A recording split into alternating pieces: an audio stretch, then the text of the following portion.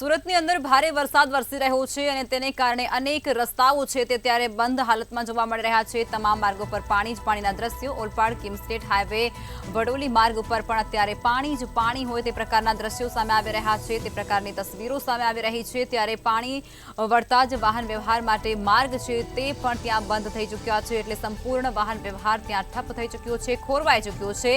ઉમરાછી અને વડોલી ગામ છે તે અત્યારે સંપર્ક વિહોણું બની ચૂક્યું છે અને સેફટી માટે એનડીઆરએફની ટીમ છે તેને પણ ત્યાં તૈનાત કરવામાં આવી રહી છે। તો સુરતની આ સ્થિતિ, જેમાં ઓલપાડ કિમસ્ટેટ હાઈવે વડોલી માર્ગ અત્યારે બંધ થઈ ચૂક્યો છે। સમગ્ર રસ્તા ઉપર પાણી જ પાણીના દ્રશ્યો સામે આવી રહ્યા છે। પાણી વળતાની સાથે જ વાહન વ્યવહાર પણ ત્યાં ખોરવાઈ ચૂક્યો છે, ઠપ થઈ ચૂક્યો છે। લોકોને હાલાકી પડી રહી છે, પરેશાની ભોગવવાનો વારો આવી રહ્યો છે। ત્યારે ઉમરાછી અને વડોલી ગામ છે તે પણ સમગ્ર ગામ સંપર્ક વિહોણું અત્યારે બની ચૂક્યું છે।